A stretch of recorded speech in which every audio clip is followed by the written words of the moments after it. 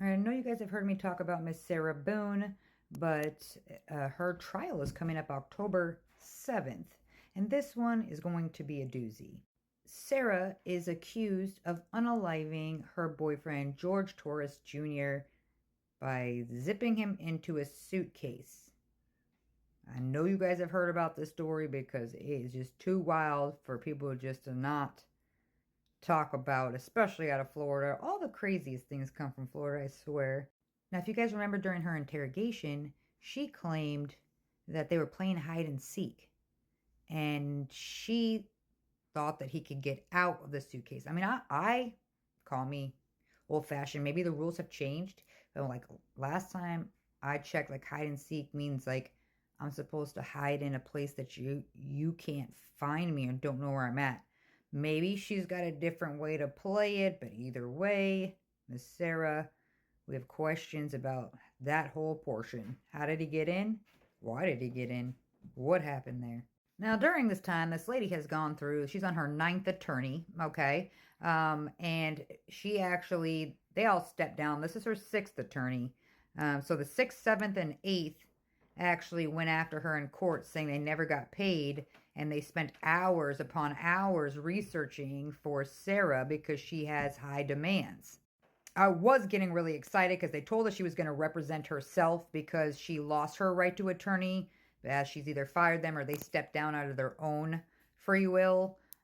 So I really thought that she was going to have to represent herself, but somebody else stepped up now to take on that responsibility. And man, I want to show y'all something.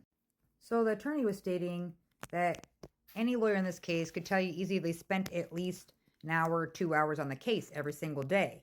So she wanted all this information done, and she wanted it done on her view of law versus their theory.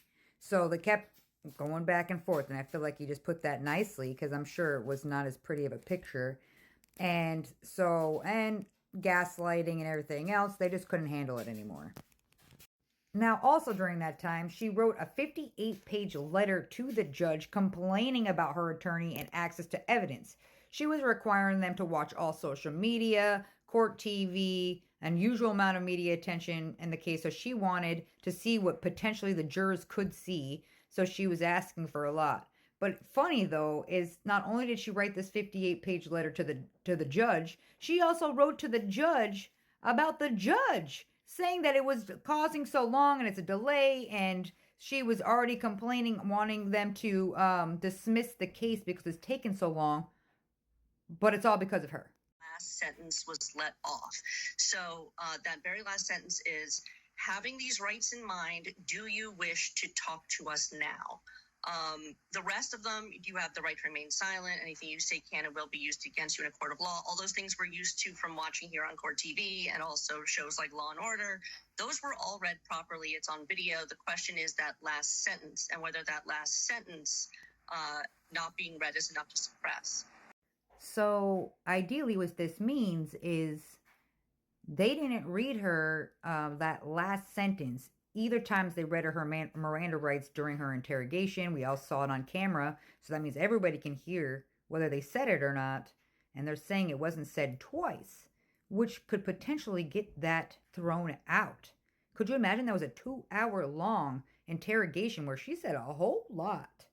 And obviously they went in switching their plea, stating that it was self-defense and they're going for the battered spouse.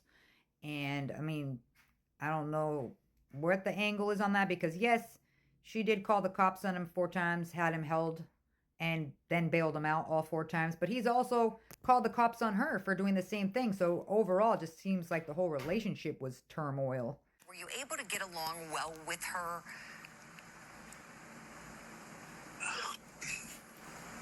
That's a tough question. I say no. We got See how he dodged that one? As long as I was there and we had open access with. So as you can see, she hasn't been the easiest to get along with. She's been doing some pretty crazy things herself, but I will give her credit. But she did get, when she was representing herself, got them to remove the handcuffs so she could actually independent research. She got access to things to be able to watch so she could be caught up to speed on what was going on with the case. So she did get a little bit more, she's a smart alkie. I'll give her that.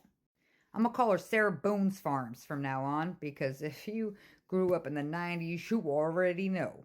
Now, if you guys remember, she turned over her phone to the police and it had 2 videos in it where he was begging for his life, saying he couldn't breathe.